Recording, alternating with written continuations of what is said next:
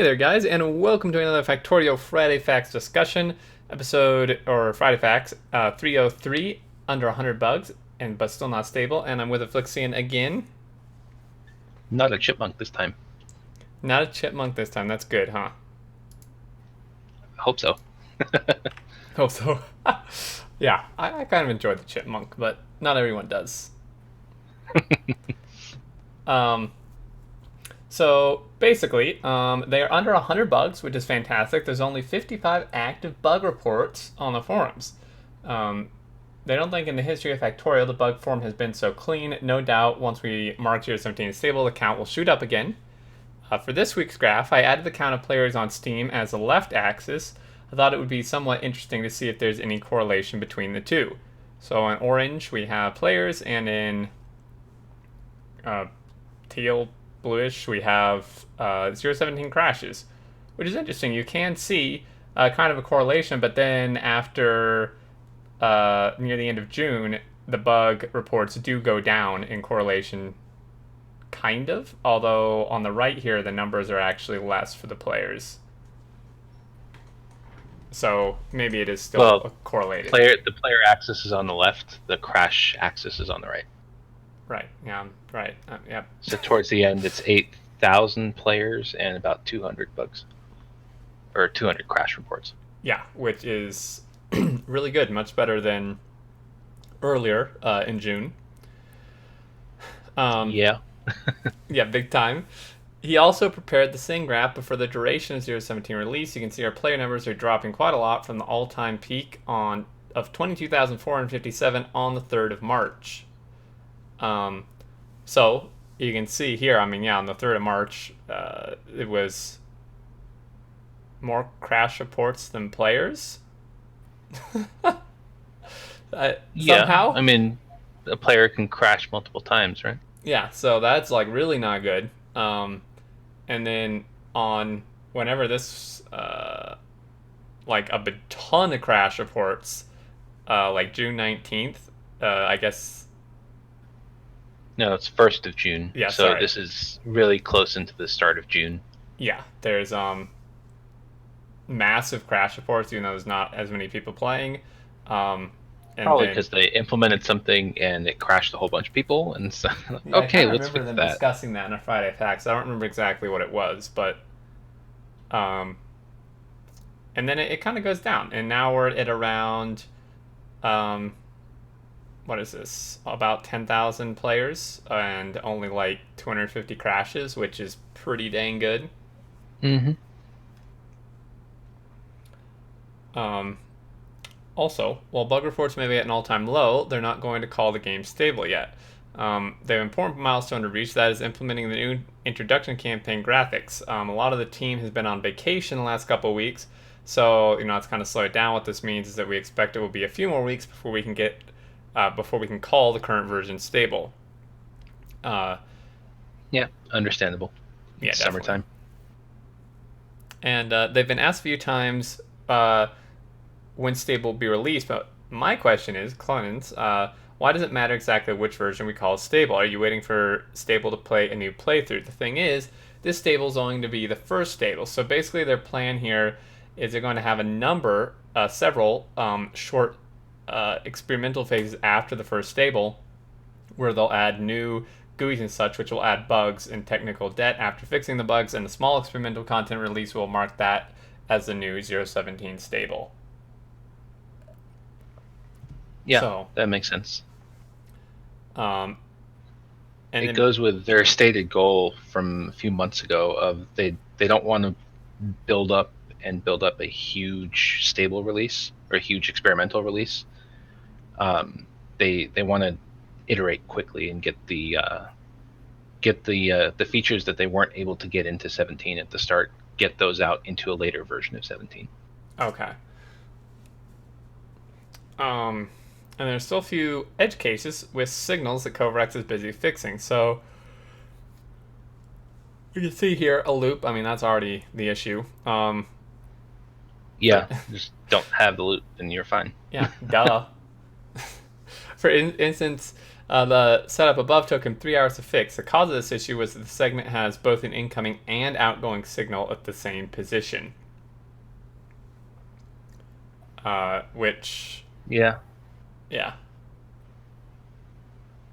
Yeah, I don't know why you designed something like this, but yeah, I can see why that's a problem. Yeah.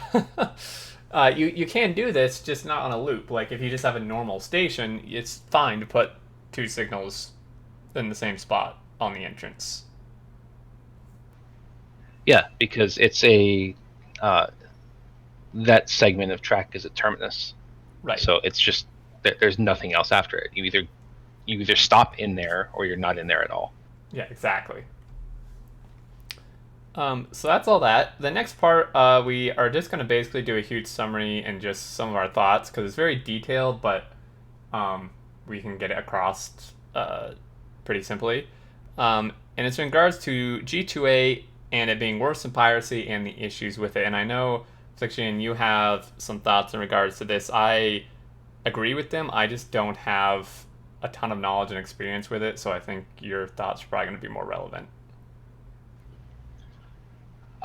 Yeah, so G2A, I remember when G2A was mentioned by Total Biscuit several years ago about how they had shady business practices and that kind of stuff. So it kind of doesn't surprise me that people are still having problems with G2A. And the biggest one that they talk about here is stolen keys, essentially being sold on G2A. Mm-hmm. And the keys are stolen either because they were obtained illegally or they were bought with a stolen credit card. Right. So my real issue with G2A is that they're not really policing um, their marketplace. Essentially, they're not checking to make sure all the keys are legit before they allow them to be sold. Right. But at the same time, the Factorio devs are basically saying here that their stance is pretty much the same as Mike. What's his last name? Mike Rose. They'd rather you pirate Factorio than buy it from G2A. Yeah, and I think they say in here, but I don't remember exactly. I think the reasoning for that is because it just gives them a lot of issues. If you buy from G2A, then there can be chargebacks, and then they have to like revoke the key, and then they get messages. You can see some quoted messages here, people saying, why did my key get revoked? And I bought it on G2A, so on and so forth. Yeah, this is entirely because the keys are being resold, and the person they're resold to have no idea that they're not legit keys. Right. So yeah, it's pretty bad. Basically, just don't buy your keys on G2A. Yeah, buy direct from Factorio or buy it on Steam. Yeah, and I think they have a humble Actually, I widget, think I guess. if you buy it direct from Factorio, I think you get a Steam key anyway. So just buy it direct from Factorio. Yeah, you get the Factorio does get a bigger cut. And then yeah, you do get a Steam key as well if you buy it through Factorio. So that's Yeah. To conclude this whole topic, we strongly recommend people buy from us or one of our official partners. yes, basically, which you know, pretty common sense, I would think. I mean, G2A you save some money. They see, maybe $10, $5 or $6, but I don't know if that's worth your key possibly getting revoked and then screwing over the Factorio devs at the same time. So, Yeah, I've said this before. I don't know if I've said it here, but I will say it again. Factorio is the best value I've gotten out of a video game purchase ever. me too. Like, massively. The amount of time I spent I in I bought Factorio, it when it was $20. same here. And like the time, even at $100, most people, unless it's just not your kind of game, are easily gonna get their value out of it. I've spent more time in Factorio than every single other game combined I've ever played my entire life. And it's like, Yeah, I don't know if I can say that, but because I played a lot of MMOs before I got to Factorio. fair enough. But Yeah, like the only games I've played more than Factorio are MMOs, which basically take over your life anyway. yeah. So yeah, And that you had to pay continuously for the MMOs. Factorio, you pay once and that's it. So I paid $20 and I got hundreds and hundreds of hours out of Factorio easily. yeah. I mean, exactly. I've gotten thousands, and I've made thousands, but that's because I'm a YouTuber, so that doesn't really apply to everybody. But um, you get the point. Buy from a legitimate source, either Factorio themselves or Steam, and there you go. So bugs are coming Yeah, down, which is and good. then the other part of that is the support system. If you buy Mm-hmm. your key from a reseller, you have to go through their support system. But if you buy it from Factorio directly, the only game they support is Factorio, so they can respond really quickly.